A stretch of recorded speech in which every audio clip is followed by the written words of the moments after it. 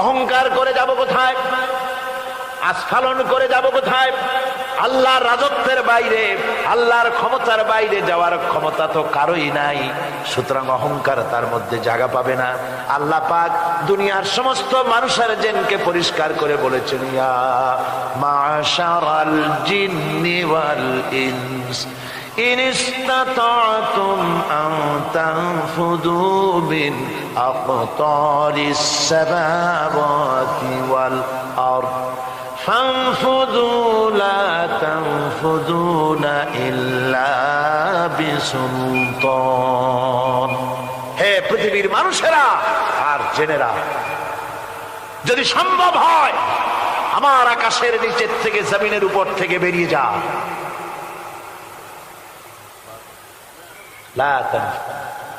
বেরিয়ে যেতে পারবে না।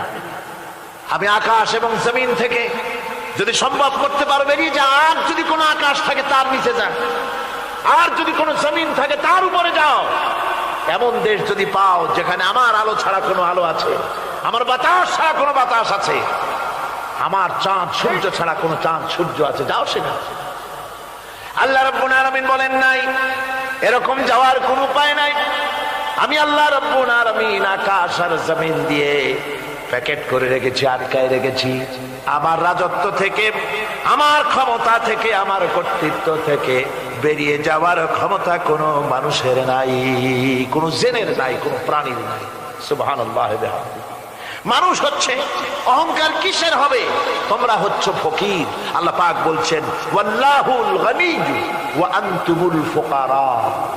আল্লাহ হচ্ছেন গনি। আল্লাহ কি? গনি, বেনিয়াস, বেপরোয়া।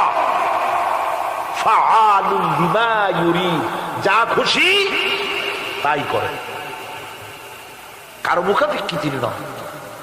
কোরআনে কারীমে রব্বুল আলামিন বলেছেন, নবী আপনি আমার ব্যাপারে, আমার গুণাবলীর ব্যাপারে বলুন। কুল হুয়াল্লাহু আহাদ। পড়েন সবাই, কুল হুয়াল্লাহু আহাদ আল্লাহুস সামাদ লাম ইয়ালিদ ওয়া লাম ইউলাদ ওয়া লাম ইয়াকুল লাহু কুফুয়ান আহাদ।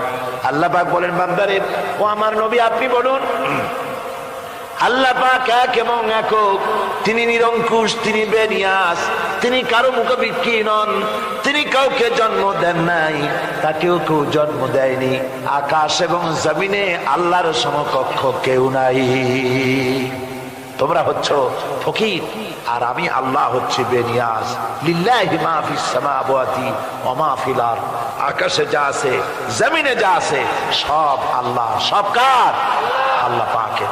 সুতরাং কিসের অহংকার, কিসের মাতবাড়ি? মানুষ পেছনের কথা ভুলে যায়, মুঠেই চিন্তা করে না। একটু আগে যারা ক্ষমতায় ছিল আজকে তারা ক্ষমতা হারা। আজকে যারা ক্ষমতায় এলো তারা আবার ক্ষমতা মস্তদে বসে দুনিয়ার সব বিপদাপদ ভুলে যায়। কি করে আরো বেশি লুটপাট করা যায়, আরো বেশি মানুষকে শোষণ করা যায়, মানুষ এই চিন্তাই করে।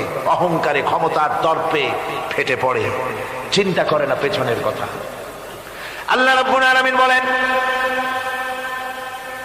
যারা নাকি মুমিন বান্দাদের বিনয় এবং বিনম্রতা তাদের মধ্যে সৃষ্টি হয়ে যাবে, তার কারণ হলো আল্লাহ পাক বলেছেন, ওয়ালা তামশি ফিল আরদি মারহান ইন্নাকা লান তাখরিকাল আরদা ওয়া লান তাবলুগাল জিবালা তুলা।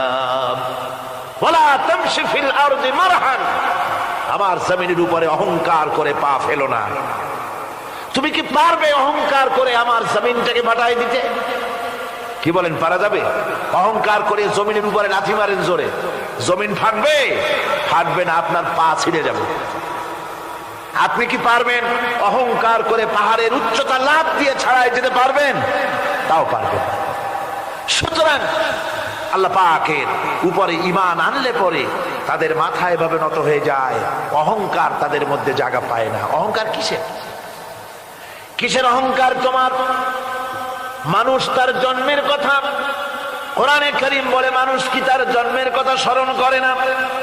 তোমার তো এমন অবস্থা ছিল, দুনিয়ায় উল্লেখযোগ্য বিষয়বস্তু হিসাবে তুমি পরিগণিত ছিলে না।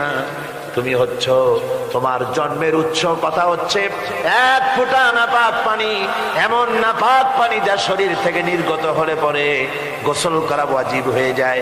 এমন এক ফোঁটা নাপাক পানি যার জন্মের উৎস, তার আবার অহংকার কিসের? পৃথিবীতে অহংকার যারাই করলো আল্লাহ পাক তাদেরকে ভালো করে দেখায় দিলেন। নমরুদকে দেখায়ছেন, ফেরাউনকে দেখায়ছেন, যুগের ছোট ছোট নমরুদ ফেরাউন যেখানে যেখানে খুঁজে খুঁজে ফেরাউন হয়েছে আল্লাহ সকলকেই দেখিয়ে দিয়েছেন, দেন নাই? দেখিয়ে দিয়েছেন। সুতরাং মাথা নিচু করে চলতে হবে, বিদ্যার বড়াই করা চলবে না। কত লেখাপড়া করেছো তুমি? এমএ পাস করেছো, তাতে কি হয়েছে? সবে মাত্র বর্ণবোধ পড়েছো, জ্ঞানের রাজ্যে পা ঢুকিয়েছো, এখনো কিছু শেখনি।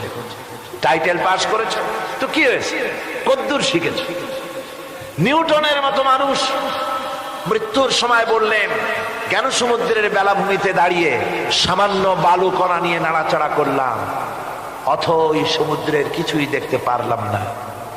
শেখ সাবির রহমতুল্লাহ আলাইহি ইন্তেকালের সময় বলেছেন, মালুম শোধ কি হিচ মালুম না শোধ, সারা জীবন সাধনা করে বুঝিলাম ইহা যে কিছুই বুঝিলাম না। এগুলি হচ্ছে জ্ঞানীদের কথা। আর কোন রকম ইউনিভার্সিটির বারান্দা দিয়ে 3-4 দিন হাঁটছে, কয় যে সব বুঝি। কি বুঝছো? কয় দেয়ার ইজ নো গড, স্রষ্টা বলতে কেউ নেই। পাগল কি এর কাছে ধরে মিয়া? সুতরাং বিদ্যার বড়াই চলবে না, স্বাস্থ্যের বড়াই চলবে না, অর্থের বড়াই চলবে না। অর্থের বড়াই করবে, কত অর্থ তোমার হয়েছে? আল্লাহ যদি ইচ্ছে করেন ব্রেনের মধ্যে, মগজের মধ্যে এমন টিউমার করে দিবেন, মগজের মধ্যে এমন ক্যান্সার করে দেবেন, হার্টের ভিতরে এমন ক্যান্সার লাগায় দিবেন, 14 গোষ্ঠী বিক্রি করলে ঔষধের পয়সা হবে না। পারবে কিনা আল্লাহ কন? জোরে বলবেন পারবেন কিনা? এমন বহুত অসুখ আছে ডাক্তাররা বোঝেই না ঔষধ দেবে কি, কি রোগ ডাক্তাররাই বোঝেন। এগুলি ইংল্যান্ড এবং আমেরিকায় যখন যাই সেখানে বহুত লোক দোয়া নিতে আসে, কয় যে হুজুর দোয়া করেন, দীর্ঘদিন পর্যন্ত রোগে ভুগতেছি। কি রোগ? অমুক রোগ। তাই এখানে এত মডার্ন মেডিকেল সায়েন্স এত উন্নত হয়েছে, ডাক্তাররা কি কয়?